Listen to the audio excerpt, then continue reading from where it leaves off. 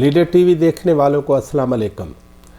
آج ہم پاکستان کے سینئر فوٹو جرنلسٹ، اپنے ساتھی اور جس کے دل میں، جس کے دماغ میں ہزاروں کہانیاں ہیں اور لاکھوں فوٹو جو انہوں نے بنائی ہیں مختلف حوالوں سے، مختلف واقعات کی، وہ سب کے سب اس کے ذہن میں نقوش کی طرح چپساں ہیں۔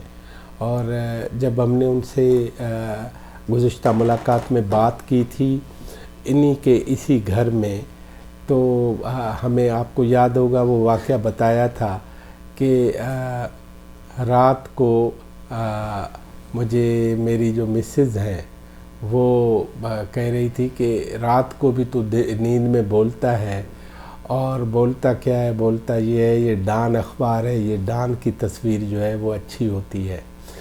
تو جناب زاہد حسین صاحب سے ہمارا آج ہماری جو نشست ہے وہ اس کی ذاتی حوالوں سے ہٹ کے باقی جو انہوں نے پروفیشنلی ڈیل کیا ہے اسی کو ہم آگے بڑھائیں گے۔ جناب زاہد صاحب السلام علیکم۔ وعلیکم السلام۔ سب سے پہلے میں آپ سے یہ پوچھنا چاہوں گا کہ مساوات میں جیسے ہی آپ نے نوکری کی ہے تو لاہور میں کئی قداور شخصیات جو ہیں ان سے آپ کی ملاقاتیں بھی رہیں، ان کو آپ نے قریب سے دیکھا بھی ہے، یا جرنلزم کے حوالے سے بہت بڑے جو بت بنے ہوئے تھے پاکستان کی پالیٹکس میں اور جرنلزم میں، ان کے بارے میں آپ سے پوچھنا چاہتا ہوں۔ مثلاً جناب خالد علیق صاحب کے بارے میں اگر آپ کچھ ہمیں باتیں بتائیں۔ خالد بھائی جو ہے وہ بہت ایک فقیر منش آدمی ہیں، یعنی بالکل سادہ آدمی، بہت کیا زبردست شخصیت تھے۔ اور ان کی جو شاعری وہ بھی ایک کمال، دمادم مست قلندر دارانہ سکندر دمادم مست قلندر لکھا تھا انہوں نے بھٹو کی پھانسی کے بعد۔ وہ تو خالد بھائی سے بڑی اچھی، ایک طرح سے وہ دوستوں کی طرح ہمارے سے ٹریٹ کرتے تھے دیکھا جائے تو، یا چھوٹے بھائیوں کی طرح۔ اور ہمارے ساتھ وہ لاڑکانہ بھی چلے جاتے تھے، حالانکہ اسائنمنٹ پہ تو ہم جاتے تھے لیکن وہ کہتے تھے کہ چلو میں بھی یار بیوی کے پاس تھوڑا وقت گزار کے آؤں، تو وہ ٹرین میں خاص طور پہ ہمارے ساتھ ہی بیٹھا، کوئی بڑا پن ان میں ایسا نظر نہیں آتا تھا کہ جیسے کوئی آدمی اتنا بڑا آدمی عام طور پہ ہو جاتا ہے۔ اور سادہ آدمی تھے بیچارے، ہوٹل میں بھی ساتھ ہی کھانا پینا۔ اچھا، پھر یہ کہ ہماری جیسے بعض دفعہ ایسا ہوتا تھا کہ بھئی لاڑکانہ پریس کلب چلے جائیں، وہاں دوستوں سے گپ شپ کر لیں، تو وہ ایک طرح سے ایج کے حساب سے ان کو نہیں جانا چاہیے لیکن وہ وہاں بھی چلتے تھے کہ چلو یار میں بھی چلتا ہوں، کچھ تھوڑا سا ہوا خوری ہو جائے گی۔ اور اس میں شریک ہوتے تھے، لطیفے اگر چل رہے ہیں، کوئی بات ہو رہی ہے، ہنسی مذاق، تو وہ اس میں خود بھی شامل ہو جاتے تھے۔ بہت نفیس آدمی تھے، اور اتنا پریشر اس زمانے میں مساوات میں ماشاء اللہ کی وجہ سے رہتا تھا کہ اس سے پہلے والے ایڈیٹر ابراہیم جلیس، ان کا تو بیچاروں کا برین ہیمریج ہوا اور دماغ کی ان کی لگ پھٹ گئی تھی، شریان، اور انتقال ہو گیا تھا۔ اس کے باوجود وہ سارا پریشر لیتے تھے وہ اپنے خالد بھائی واقعی ایک عظیم انسان تھے۔ مطلب وہ اخبار میں بیٹھے ہیں، آپ کے چیف ایڈیٹر ہیں، آپ کے ایڈیٹر ہیں، تو اس وقت اس کی پروفیشنل ازم کو آپ نے کیسے دیکھا؟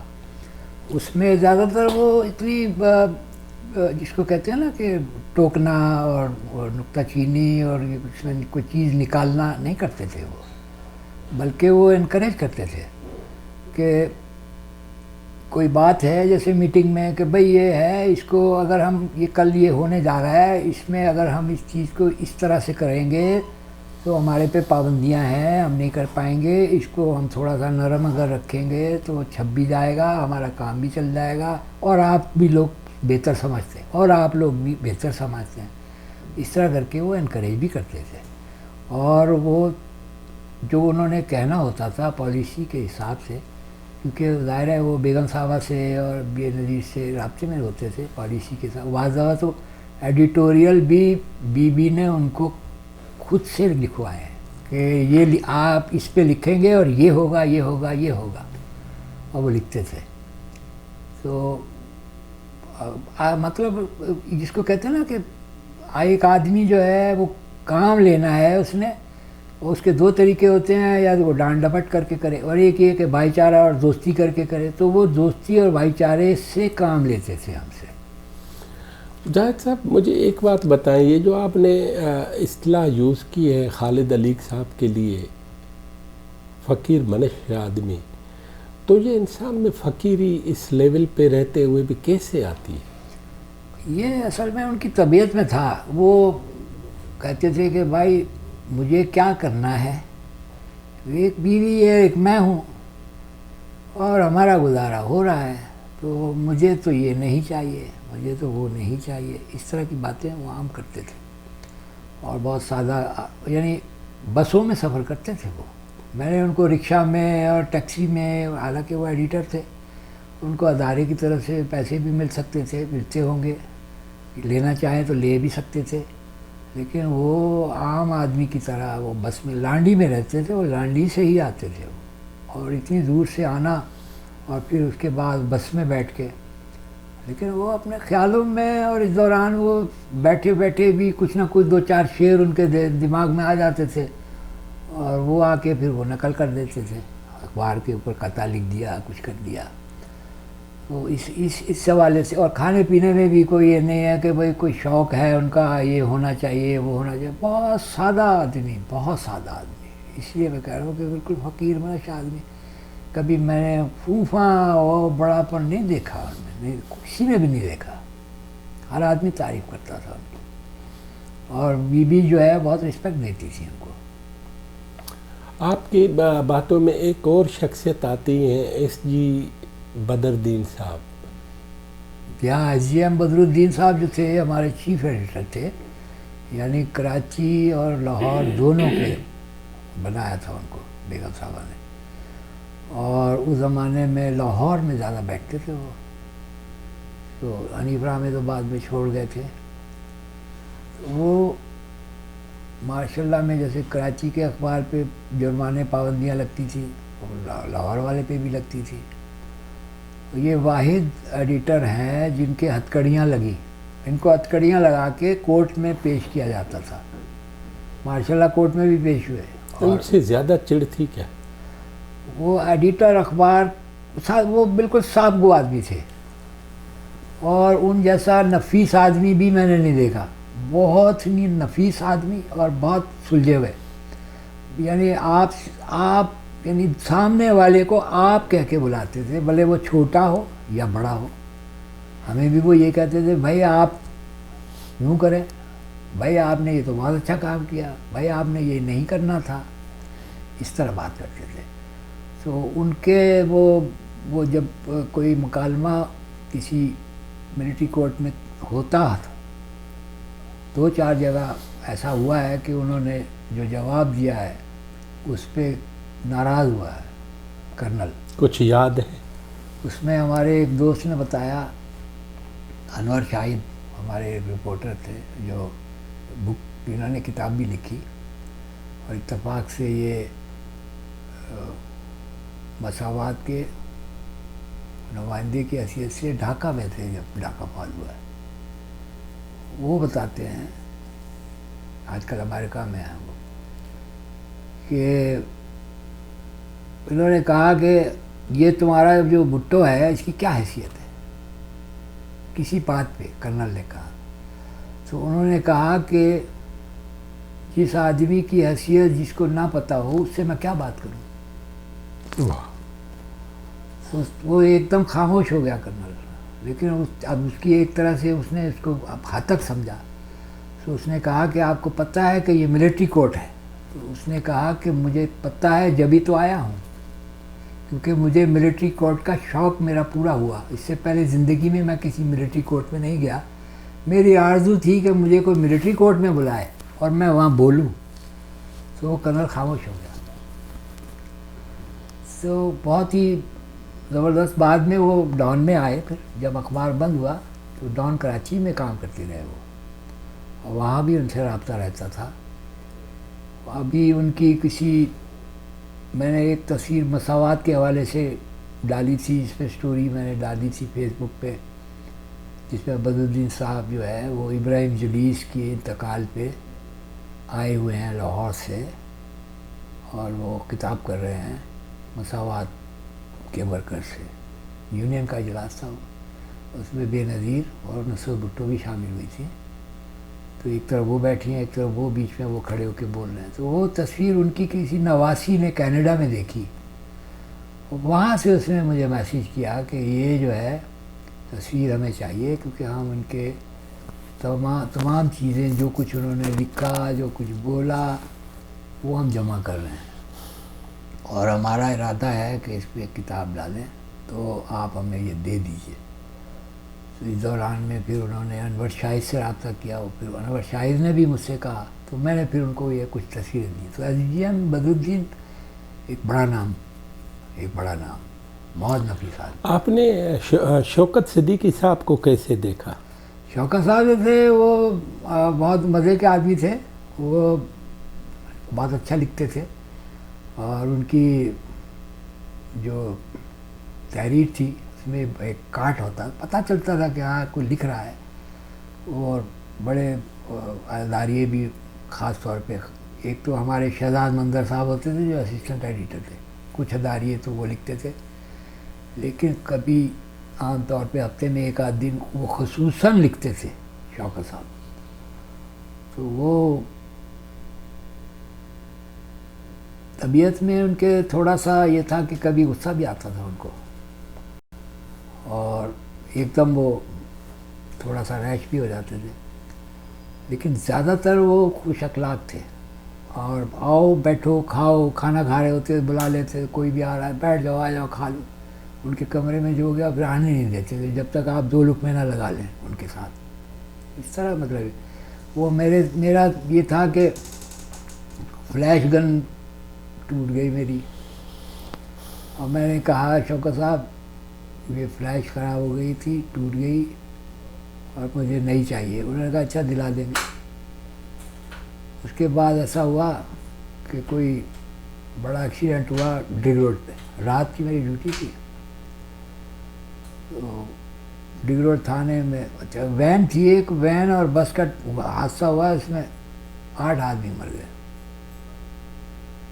فلیش تو میرے پاس ہی نہیں، وین جو تھی وہ تھانے میں لا کے انہوں نے گھسیٹ کے کھڑی کر دی، اور وہ جہاں کھڑی تھی اس کے اوپر ایک بلب چل رہا تھا، تھوڑی سی لائٹ اس پہ پڑ گئی تھی، تو میں نے کیمرہ جو تھا دیوار پہ رکھا ٹائمر پہ، اور کہ ہلے نہ، اس کا شاٹ لیا،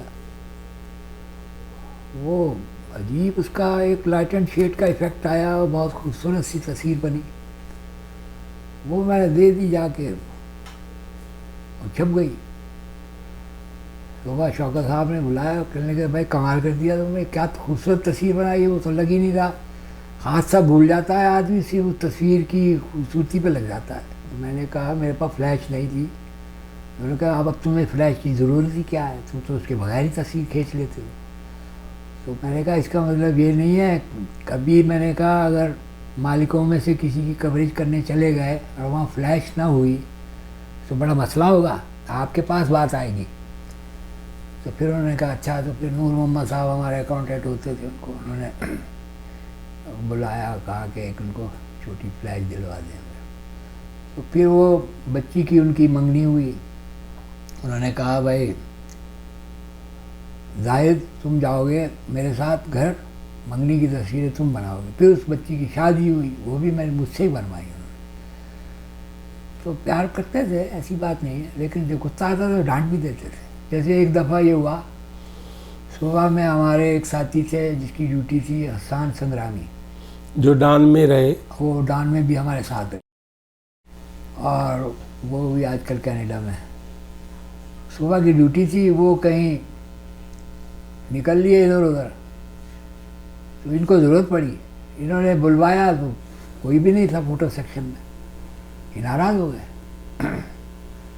اتفاق سے میں جب 2 بجے آیا تو پہلے جا کے میں رجسٹر دیکھتا تھا کہ کیا کیا اسائنمنٹ ہیں، تو میں جب اوپر گیا تو انہوں نے مجھے بلایا، کہنے لگے کہاں سے آ جاتے ہیں، ڈیوٹیوں سے غائب رہتے ہیں، کہاں چلے گئے تھے تم؟ میں نے کہا جی میری تو ابھی ڈیوٹی شروع ہوئی 2 بجے، میں تو حاضر ہوا ہوں ابھی، صبح جو ہے وہ آسان ہوتا ہے. تو میں نہیں جانتا کہ تم لوگوں کا کیا ارینجمنٹ ہے، مجھے تو آدمی چاہیے تھا، وہ نہیں تھا. کوئی صاحب ملنے آئے تھے، ان کی تصویر بنانی تھی، اور ناراض ہو گئے مجھ سے. 2-3 دن میں جب سلام کروں تو جواب ہی نہیں دیتے تھے. تو اس طرح طبیعت تھی ان کی، تو ایک دم غصہ بھی آ جاتا تھا، اس کے بعد پھر ٹھیک ہو جاتے تھے. تو شوکت صدیقی ہمارے حساب سے شروع میں جب اخبار نکلا تو اس وقت سے بہت کوآپریٹ کیا انہوں نے. سارا کچھ جو ہے اخبار کی پالیسی اور سمجھانا، اور میٹنگیں کرتے تھے، بتاتے تھے. ان کا بھٹو صاحب سے ڈائریکٹ تعلق تھا؟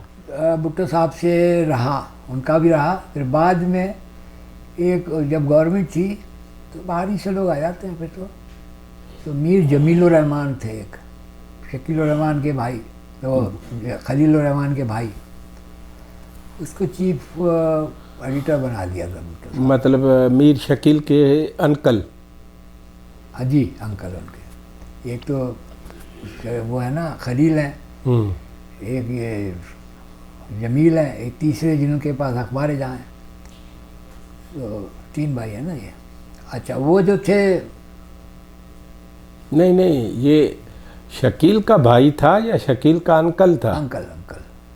اور تیسرا بھائی کون؟ جاوید رحمان تو ان کا بھائی ہے نا؟ ہاں، جاوید شکیل کا. اچھا. میر خلیل الرحمان، جاوید الرحمان، جمیل الرحمان، یہ 3 بھائی تھے.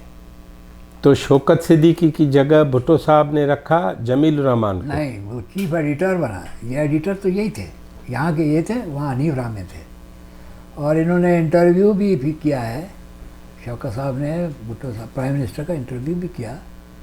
اسپیشلی انہوں نے ٹائم دیا تھا بھٹو صاحب نے. تو ڈائریکٹ تھے تعلقات شوکت صاحب سے، بھٹو صاحب کے.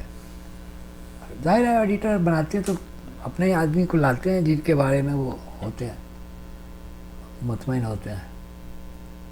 بیگم صاحبہ جو تھیں وہ بیچ میں ٹیلی فون پہ رابطے میں ہوتی تھیں، خاص طور پہ ایڈیٹروں سے.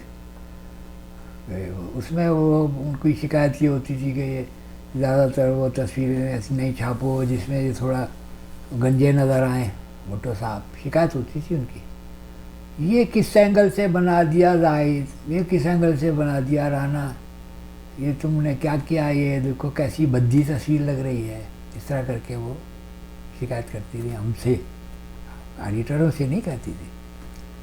اور ان کا یہی ہوتا تھا کہ وہ صاحب کی تصویر اچھی آنی چاہیے بس. ظاہر ہے ایک بیوی ہے. اور شوکت صاحب نے چھوڑا کیوں مساوات؟